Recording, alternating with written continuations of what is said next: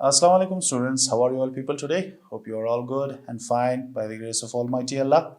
We meet again with another lecture of your 9th class English Unit 11 Sports and Health. तो इसी sports and health के हवाले से हमारा नेक्स्ट लेक्चर है जो हमने डिस्कस किए थी, लेसन पढ़ा था, उसके डिफ़िकल्ट वर्ड्स डिस्कस किए थे।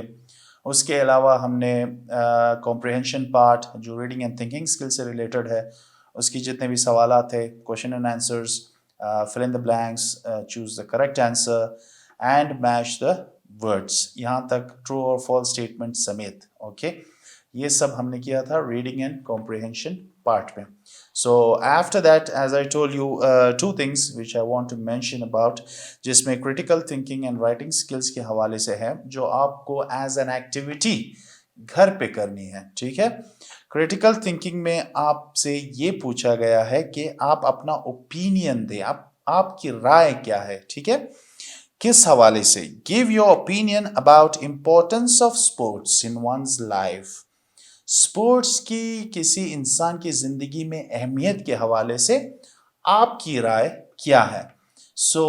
जैसे कि मैंने आपको कहा कि आप राइटिंग स्किल अपनी इससे बेहतर कर सकते हैं, इम्प्रूव कर सकते हैं, बेहतर से बेहतर भी कर सकते हैं। क्रिटिकल थिंकिंग अगर आप करें, like for example what are your thoughts about, आपकी अपनी सोच क्या है इस हवाले से।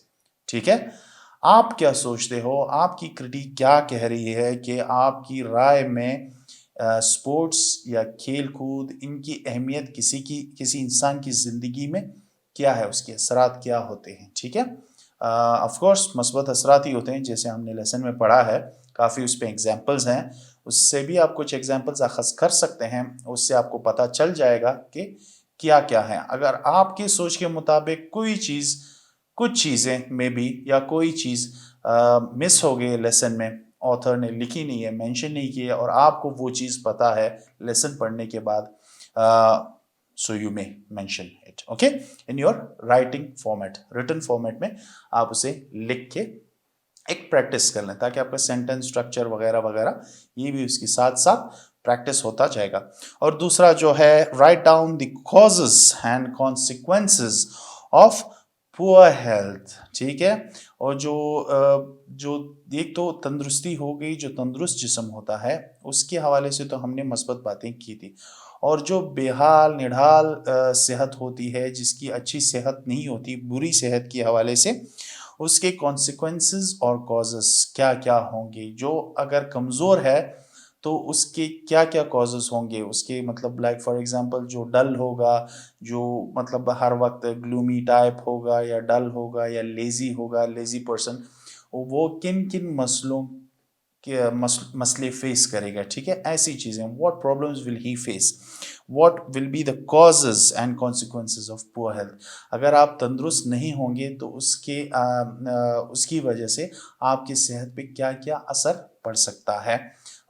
ऐसी चीज़ें आप डिस्कस कर सकते हैं in written form. Again writing skill है, आप सिर्फ उसके कॉजेज देखें, इसके वजूहात जो भी हैं, किसकी वजूहात, बुरी सेहत की वजूहात, जो आपकी सेहत सही नहीं होगी, आपकी सेहत कमज़ोर होगी, तो ये कमज़ोरी की वजह से आपके जहन पे जो जो असरात होंगे, उसकी जो रिज़ल्ट्स होंगी, जो इसका रिज़ल्ट निकलेगा वो क्या निकलेगा जब आप सेहतमंद नहीं होंगे। ठीक है, ऐसी चीज़ें, कुछ पॉइंट्स आप लिख सकते हैं, जस्ट लाइक अ पैराग्राफ और मे बी 2 पैराग्राफ्स और 3 पैराग्राफ्स। वो आपकी सलाहियत पे डिपेंड करता है कि आपकी सलाहियत कितनी पैराग्राफ्स लिखने की है। ठीक है, तो इस तरह आप एक रिटन फॉर्मेट कंटिन्यू कर सकते हैं as a skill.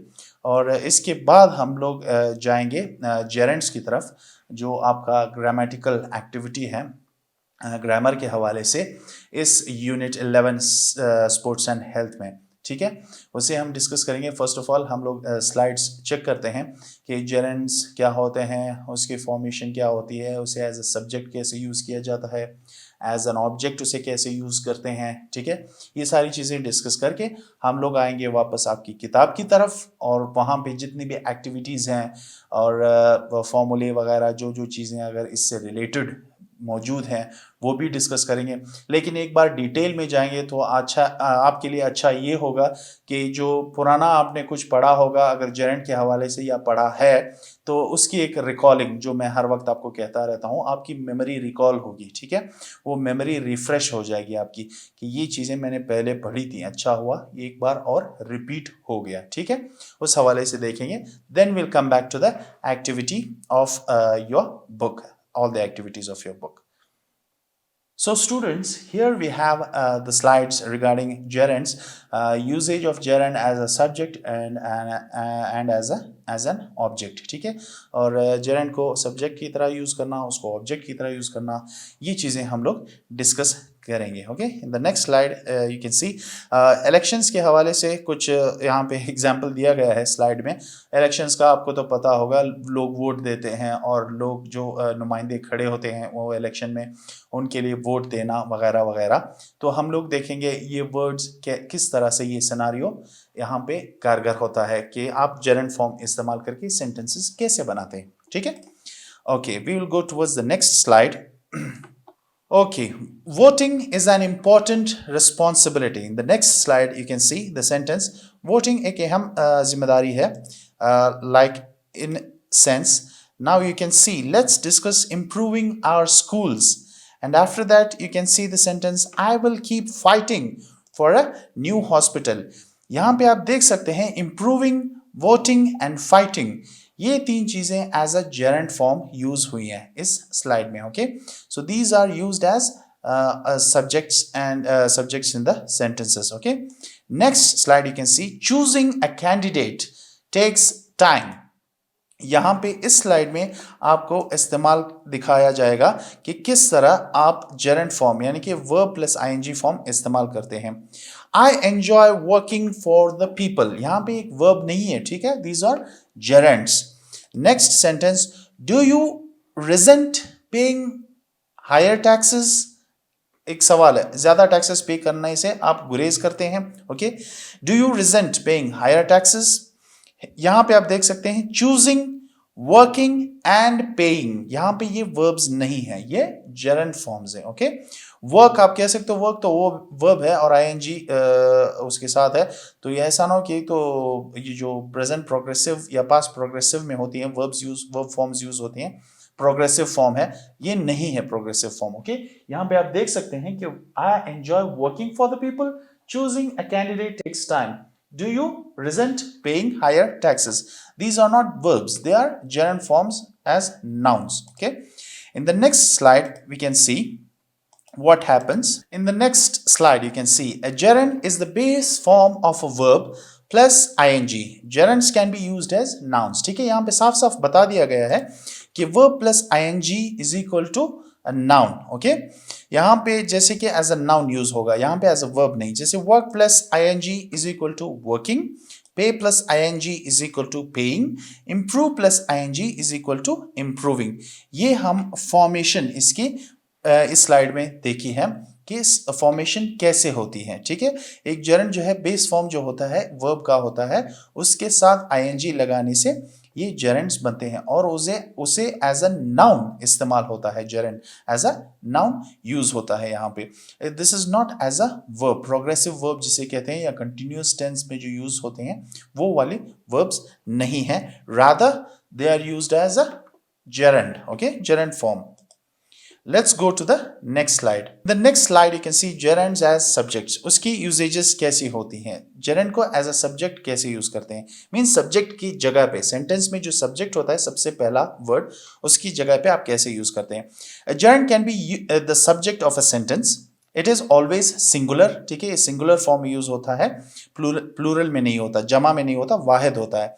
Use a third person singular verb after a gerund. Third person singular जो वाहिद वर्ब है वो यूज होता है, जैसे कि voting is an important responsibility, choosing a candidate takes time. यहाँ पे इज एंड टेक्स आप देख सकते हैं, ये आपका third person singular form verbs used हैं यहाँ पे सेंटेंसेस में, और वोटिंग एंड चूजिंग जो है वो वर्ब नहीं है, ये जेरेंट फॉर्म्स हैं जो सब्जेक्ट्स की जगह इस्तेमाल होते हैं। यहाँ पे देख सकते हैं आप singular subject voting and choosing, इसके साथ इज एंड टेक्स यूज हुआ है सेंटेंस में। Now we go on to the next slide. Next slide में बताया जा रहा है आपको be careful, don't confuse gerunds with the present progressive verb form. जो मैं आपको बताता आ रहा हूं कि इसको आईएनजी फॉर्म ऑफ वर्ब मत समझे। देखिए दो एग्जांपल्स दिए गए हैं, आई एम वोटिंग टुडे, यहां पे आप वोट देने जा रहे हैं, it's an activity, work, okay, an action. So here it is used as a verb, progressive sentence जो tense है, continuous tense, I am voting today ये mentioned है। voting is an important responsibility, यहाँ पे as a gerund form use हुआ है। okay, जैसे कि आप देख सकते हैं I am voting is present progressive या present continuous tense, और voting यहाँ पे जो use हुआ है वो as a gerund use हुआ है। okay, now voting is a verb, here voting is a subject, so it becomes a gerund form. Now we go on to the next slide and we will discuss more about it. यहां पे आप complete करेंगे sentences with gerunds in the next one as a practice. जैसे मैं आपको कहता हूं, पहला तो आपके लिए एक तस्वीर दी गई है और तस्वीर से आपको पता चल रहा है कि विंड सर्फिंग जो समंदर में खेली जाती है। So wind surfing is very exciting. Okay, wind surfing is very exciting. अभी आपके सामने और भी सेंटेंसेस आएंगे जो आपने यूज करने हैं, जेरेंड फॉर्म्स इसमें यूज करने हैं, not verb. Okay, dash makes me laugh. okay, what makes me laugh, तो आपने यहां पे gerund form यानी कि ing form का word यूज करना है। dash gives me headache, what gives you headache, like for example सबसे ज्यादा आप लोगों का तो सर दर्द होता है लेक्चर से। okay, so lecturing gives me a headache. okay, so just I am giving you an option to, एक एग्जाम्पल दे रहा हूं, आप कोशिश करें अपना कोई एक gerund form इसमें यूज करें सेंटेंस में।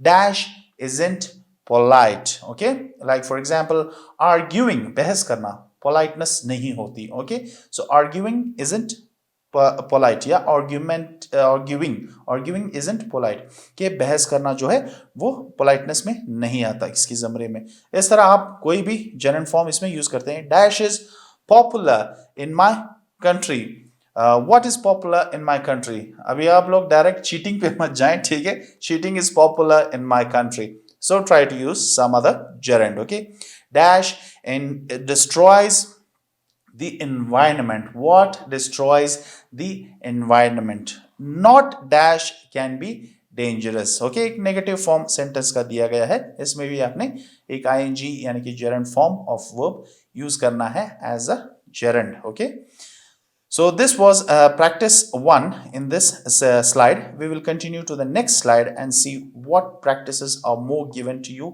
in the slides। okay, okay, next slide में gerunds as objects। सबसे पहले हमने पढ़ा था gerund as subjects, अभी यहाँ पे as an object कैसे इसे यूज करते हैं सेंटेंस में, ठीक है, of certain verbs।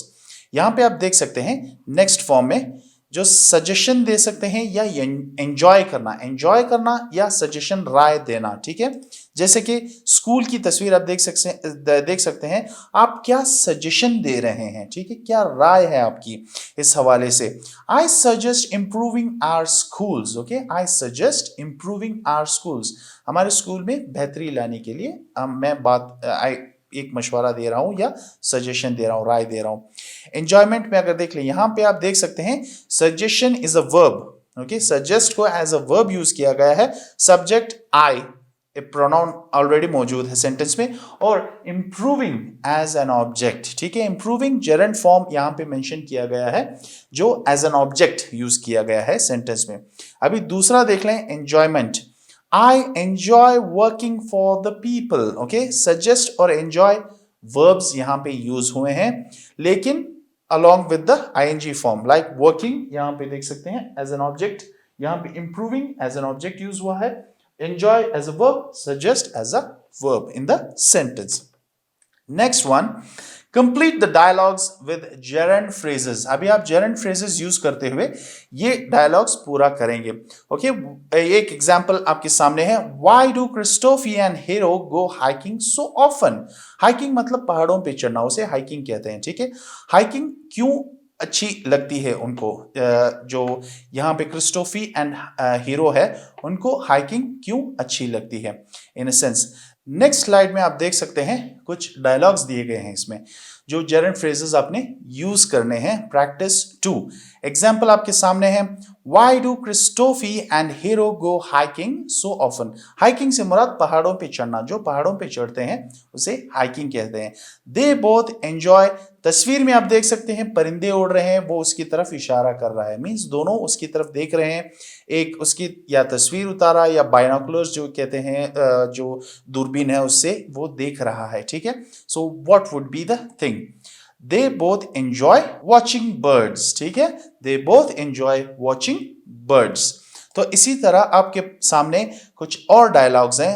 I need a ride to the airport, मुझे एक सवारी की जरूरत है एयरपोर्ट तक। I don't mind, what would it be? Simple, dropping you, okay? I don't mind dropping you। इसी तरह दो और एग्जांपल्स हैं, ये आप कोशिश करें to find out the gerund forms, इसको डायलॉग को पूरा करने के लिए। Dad, can I go outside and play? वालिद से कोई पूछता है कि क्या मैं जा सकता हूं बाहर खेलने के लिए? Have you finished? The rest is up to you। Why did Javier look so sad today? I think he really misses what? What does he miss? Okay, so this is third one. So ये second और third आप कर लें। So second first वाला तो मैंने आपको कर दिया, एक एग्जांपल भी आपके सामने है। और फर्स्ट वाला जो है, I need ride to the airport, I don't mind dropping you. Okay, dropping you मतलब तुम्हें छोड़ना, एयरपोर्ट छोड़ने के मुझे कोई एतराज नहीं है। नेक्स्ट स्लाइड देख लें। Gerunds with go plus gerund to describe activities. gerunds with go, ये है often use go plus gerund to describe activities। अगर आप किसी एक्टिविटी को बयान करते हैं, किसी काम को बयान करते हैं, तब आप go के साथ gerund फॉर्म यूज करते हैं। वर्ब की ing फॉर्म जो होती है वो यूज करते हैं एज अ नाउन, ठीक है। वो कैसे होगा? तस्वीर देख रहे हैं आप। Our family goes bowling every Saturday. Okay, bowling एक किस्म का खेल है, जो वो बॉल बोल करके सामने जो चीजें पड़ी होती हैं उनको गिराना, उसे बोलिंग कहते हैं। So our family goes bowling every Saturday, हर हफ्ते हमारी फैमिली बोलिंग के लिए जाती है। सो गो एंड बोलिंग दोनों मौजूद हैं यहाँ पे। Next you can see the example right here in the slide. यहां पे देख सकते हैं आप गो एंड बोलिंग, ये जो प्रेजेंट सिंपल टेंस में लिखा गया है। So go with ES, goes bowling. Okay, so यहां पे मेंशन्ड है। Next example, Ali went jogging with his dog. Okay, go went gone, तो एक फॉर्म ऑफ वर्ब ही इस्तेमाल हुआ यहाँ पे। सो ये पास्ट टेंस में, और दूसरा वाला जो था प्रेजेंट टेंस में था, ये पास्ट टेंस में है। Ali went jogging with his dog, Ali अपनी कुत्ते के साथ जॉगिंग पे गया, भागने, और whatever you call it, exercise. Okay, so go और ing form gerund। Ask a partner how often he or she does these activities। how often, यहाँ पे वापस often, usually, always, इन चीज़ों के हवाले से हम लोग डिस्कस करेंगे। तो ये दो एक इमेज देख रहे हैं आप, ये दोनों डांस कर रहे हैं। तो ये अपने पार्टनर से पूछने वाला है किस अंदाज में, using the gerund form। Okay, so he asks his partner, how often do you go dancing? I go dancing every night। Okay, go dancing, how often do you go dancing? So go के साथ ing gerund form। अब यहाँ पे दो images और हैं, यहाँ पे आप सवाल और जवाब दे सकते हैं, दो हैं। तो यहाँ पे आप देख सकते हैं, how often do you go shopping? Okay, I go shopping once in a week or twice in a week। Simple. Okay, एक एग्जाम्पल मैंने दे दिया है। दूसरा एग्जाम्पल तस्वीर आपके सामने है, आप अपनी सेंटेंस खुद बनाएं ताकि आपके लिए भी प्रैक्टिस हो जाए, कुछ आप भी करें कोई task. Okay, so that would be A practice, it would improve your language. उसी के साथ साथ आपके 3, 4, 5 और यहाँ पे एग्जाम्पल्स दिए गए हैं। मैं आपको बेशक ing फॉर्म्स बता देता हूं इन तीनों का, ये क्लू आपके लिए।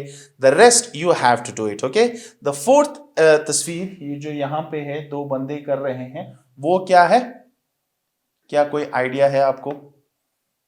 This is called ice skating. ठीक है, ये आइस स्केटिंग है, इसको स्केटिंग आप समझ लें। तो स्केटिंग को इस्तेमाल करते हुए आप कोई सेंटेंस बनाए with the go form. Okay, and यहां पे आप दो बच्चे देख रहे हैं, दे आर स्कीइंग। ठीक है, they are skiing in the snow mountains. ये जो है आप देख रहे हैं जो आला इसके हाथ में है, that is called, this is used for fishing. Okay, मछली पकड़ने के लिए जो कांटा इस्तेमाल होता है वो आला इसके हाथ में है। सो इसको देखते हुए आपको अंदाजा हो गया होगा, वैसे मैंने बता भी दिया है, फिशिंग, फिशिंग इस्तेमाल हुआ है। अब आप अपना सेंटेंस खुद बनाएं। So this was related to the gerund form, कैसे उसको सब्जेक्ट में यूज करते हैं, कैसे उसे ऑब्जेक्ट में यूज करते हैं, ये हमने देखा था प्रेजेंटेशन में। Now we continue and go towards the book. Okay, let's see what are the activities given to you in your book. Let's discuss them. As I tell you every time, keep the books in front of you. तो जैसे कि आपकी किताब के 106 छठे पन्ने पे page number 106 106 grammar part आपके सामने है। जेरेंड, उसकी डेफिनेशन दी गई है। A gerund is that form of a verb which ends in ing and acts as a noun. ठीक है, it may be used as a subject or object of a verb. Examples आपके सामने जो हमने slides में mention discuss किए थे। As a subject, जैसे कि फर्स्ट प्लेस, सब्जेक्ट का जो पहला सेंटेंस में पहली जगह होती है, एज अ सब्जेक्ट इस्तेमाल किया गया है। Swimming is excellent exercise, drinking too much tea can make you sick, smoking is injurious to health. अभी एज एन ऑब्जेक्ट की जगह पे इस्तेमाल हो रहा है। वो कैसे? He dislikes doing homework. He proposed meeting in a restaurant. I am worried about missing my bus. Okay, so first three sentences related to subject. The second three sentences related to object. Okay, gerund as an object. More examples of gerund. Okay, like examples दिए गए हैं यहाँ पे। eating apples without washing them will make you ill or sick. Thinking rationally is a realistic assessment of the situation. Backbiting is not a good habit. Some more examples of gerund form के कुछ और examples दिए गए हैं यहाँ पे आपकी किताब में। अब आते हैं एक्टिविटीज की तरफ। पहला है use gerunds in the following sentences. इससे ज्यादा इजी और कोई एक्टिविटी होगी नहीं। We spent the whole day in dash, the miser hates dash money, dash is a good hobby, dash questions is easier than answering, he likes dash sing. Okay, so आपने जितने भी verbs दिए गए हैं इनको ing लगा के इसको सिर्फ gerund में change करना है। Simple is that. Okay, और कुछ नहीं। अभी इसमें भी अगर मैं एग्जाम्पल दूं या हिंट दूं तो ये काफी नाअहली होगी। Okay, so I don't want to mention anything. Simple आपको पता है, प्ले लिखा है plus ing, spend plus ing, ये सारी चीजें आपने खुद करनी है। ठीक है, activities. Make 10 sentences of your choice by using gerunds. अभी gerunds का इस्तेमाल करते हुए आप अपनी sentences बनाएं। जैसे कि स्लाइड्स में थे वो भी प्रैक्टिस किए आपने, ये भी प्रैक्टिस करें और अपने sentences बनाएं। 10 बना सकते हैं, 5, 10, 15. The more you write, the more you practice, the more you improve. Okay? So इससे related बात मैं कह रहा था कि जितना आप लिखोगे उतना ही आप प्रैक्टिस करोगे, जितना प्रैक्टिस करोगे उतना ही आपकी इंग्लिश में या लैंग्वेज में या राइटिंग स्किल में आपकी इम्प्रूवमेंट आएगी। ठीक है, बेहतरी आएगी उसमें। So this was the lecture related to gerund form. Later on, inshallah, in our coming lectures we will discuss about conditional sentences type 2 and another topic related to the same grammatical part. Grammar से related और भी topics हम लोग discuss करेंगे हमारे आने वाले lectures में। For now, thank you for listening so patiently. Allah Hafiz.